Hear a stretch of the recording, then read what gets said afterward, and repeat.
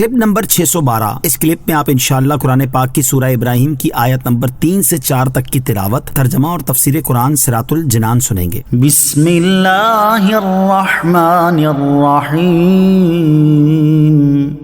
ترجمہ: اللہ کے نام سے شروع جو نہایت مہربان رحمت والا ہے۔ الذین یستحبون الحیاة الدنیا علی الآخرة ویصدون عن سبیل اللہ ویبغونها عوجا اولئک فی ضلال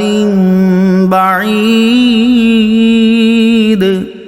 ترجمہ: جو آخرت کی بجائے دنیا کی زندگی کو پسند کرتے ہیں اور اللہ کی راہ سے روکتے ہیں اور اس میں ٹیڑھا پن تلاش کرتے ہیں، وہ دور کی گمراہی میں ہیں۔ الذین یستحبون الحیاۃ الدنیا، جو دنیا کی زندگی کو پسند کرتے ہیں۔ اس آیت میں ان کفار کے چند اوصاف بیان کیے گئے ہیں جنہیں اس سے پہلی آیت میں آخرت کے شدید عذاب کی وعید سنائی گئی۔ چنانچہ فرمایا گیا کہ وہ دنیا کی زندگی کو پسند کرتے ہیں اور اسے اخروی زندگی پر ترجیح دیتے ہیں، لوگوں کو اللہ تعالیٰ کا دین قبول کرنے سے روکتے ہیں اور دین میں ٹیڑھا پن تلاش کرتے ہیں۔ دین میں ٹیڑھا پن تلاش کرنے کی صورتیں، دین میں ٹیڑھا پن تلاش کرنے کی دو صورتیں ہیں۔ ایک یہ کہ لوگوں کو سیدھا راستہ اختیار کرنے سے روک دینا، دوسری یہ کہ حق مذہب کے بارے میں لوگوں کے دلوں میں شکوک و شبہات ڈالنے کی اور جس قدر ہو سکے ہیلوں وغیرہ کا سہارا لے کر حق مذہب میں برائیاں ظاہر کرنے کی کوشش کرنا۔ علم کا لبادہ اوڑھ کر حق مذہب سے بھٹکانے والے عبرت پکڑیں۔ اس سے معلوم ہوا کہ جو آخرت کی بجائے دنیا کی زندگی کو پسند کرتے ہیں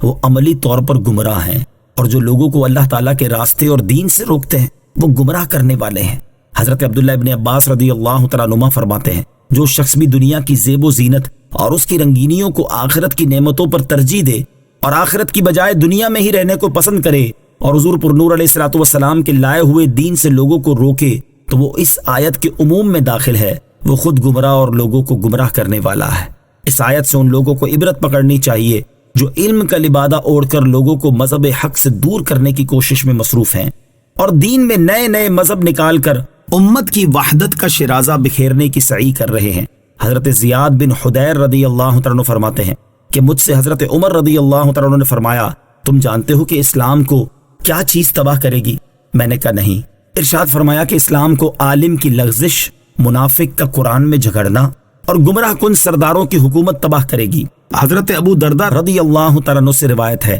حضور اقدس علیہ الصلوۃ والسلام نے ارشاد فرمایا، مجھے اپنی امت پر سب سے زیادہ خوف قوم کے ان پیشواؤں اور سربراہوں سے ہے جو گمراہ کرنے والے ہیں۔ علامہ عبد الرؤوف مناوی رحمۃ اللہ تعالی نقل کرتے ہیں کہ سرکار دو عالم علیہ الصلوۃ والسلام اپنی امت کی اصلاح پر بہت حریص اور امت کی مستقل بھلائی کی رغبت رکھتے تھے، اس لیے آپ علیہ الصلوۃ والسلام اپنی امت پر قوم کے گمراہ کن سرداروں کی وجہ سے فکر مند رہتے تھے۔ قوم کے پیشواؤں اور سربراہوں کی گمراہی نظام کو خراب کر دیتی ہے، کیونکہ یہ لوگ قوم کے قائدین ہوتے ہیں، اور جب یہ گمراہ ہوں گے تو قوم بھی گمراہی میں مبتلا ہوگی۔ اسی طرح جب علماء میں بھی گمراہیاں ہوں گی تو عوام کا ایک بہت بڑا حصہ گمراہی کا شکار ہو جائے گا۔ اعلیٰ حضرت امام احمد رضا خان رحمۃ اللہ تعالی لکھتے ہیں، ائمہ دین فرماتے ہیں، اے گروہ علماء، اگر تم مستحبات چھوڑ کر مباحات کی طرف جھکو گے تو عوام مکروہات پر گریں گے، اگر تم مکروہ کرو گے تو عوام حرام میں پڑیں گے، اگر تم حرام کے مرتکب ہوگے تو عوام کفر میں مبتلا ہوں گے۔ یہ لکھنے کے بعد فرماتے ہیں، بھائیوں للہ اپنے اوپر رحم کرو، اپنے اوپر رحم نہیں کرنا چاہتے تو امت مصطفیٰ صلی اللہ تعالی علیہ وسلم پر رحم کرو، چرواہے کہلاتے ہو، بھیڑیے نہ بنو۔ وما ارسلنا من رسول الا بلسان قومه وما ارسلنا من رسول الا بلسان قومه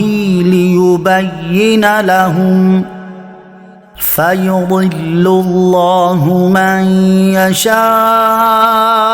وَيَهْدِي مَن يَشَاءُ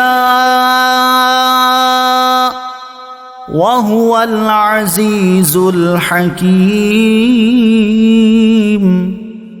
ترجمہ: اور ہم نے ہر رسول اس کی قوم کی زبان کے ساتھ ہی بھیجا تاکہ وہ انہیں واضح کر کے بتا دے، پھر اللہ گمراہ کرتا ہے جسے چاہتا ہے اور راہ دکھاتا ہے جسے چاہتا ہے، اور وہی عزت والا حکمت والا ہے۔ وما ارسلنا من رسول الا بلسان قومه، اور ہم نے ہر رسول اس کی قوم کی زبان کے ساتھ ہی بھیجا، یعنی اے حبیب صلی اللہ تعالی علیہ وآلہ وسلم، ہم نے آپ سے پہلے گزشتہ امتوں میں جتنے رسول بھیجے وہ ان لوگوں کی زبان میں ہی کلام کرتے تھے تاکہ انہیں جو احکامات دیے گئے وہ ترجمے کے بغیر ہی آسانی سے اور جلدی سمجھ جائیں اور ان احکامات کے مطابق عمل کر سکیں۔ آیت میں مذکور لفظ رسول میں حضور انور صلی اللہ تعالی علیہ وآلہ وسلم اور ان کے علاوہ تمام انبیاء و مرسلین علیہم الصلوۃ والسلام داخل ہیں، یعنی ہر رسول کو اس کی قوم کی زبان کے ساتھ مبعوث فرمایا۔ قرآن مجید کو صرف عربی زبان میں ہی کیوں نازل کیا گیا؟ نبی کریم علیہ الصلوۃ والسلام تمام مخلوق کے رسول ہیں، لیکن قرآن کو ہر زبان میں نازل نہیں کیا گیا کیونکہ ہزاروں کی تعداد میں زبانیں ہر زمانے میں بولی جاتی رہی ہیں، تو قرآن کو ہر زبان میں نازل کرنا کئی اور طرح کی پیچیدگیوں کا باعث ہوتا، لہٰذا اس وقت کی روئے زمین کی سب سے مرکزی اور مطلقاً فصاحت و بلاغت کے اعتبار سے سب سے اعلیٰ زبان یعنی عربی میں قرآن کو نازل کیا گیا تاکہ رسول عربی صلی اللہ تعالی علیہ وآلہ وسلم قرآن پاک کی اپنے قول و عمل سے بہترین تشریح فرما دیں اور پھر آپ کی امت دنیا بھر کی زبانوں میں ان تعلیمات کو منتقل کر دے۔ فَيُضِلُّ اللَّهُ مَن يَشَاءُ، پھر اللہ گمراہ کرتا ہے جسے چاہتا ہے، یعنی رسول کی ذمہ داری صرف تبلیغ کر دینا اور احکام پہنچا دینا ہے، جبکہ ہدایت دینا اور گمراہ کرنا اللہ تعالیٰ کے ذمے ہے، اور اللہ تعالیٰ جسے چاہے ہدایت دیتا ہے اور جسے چاہے گمراہ کرتا ہے، وہی غالب ہے اور اس پر کوئی غالب نہیں ہو سکتا، وہی اپنے کاموں میں حکمت والا ہے۔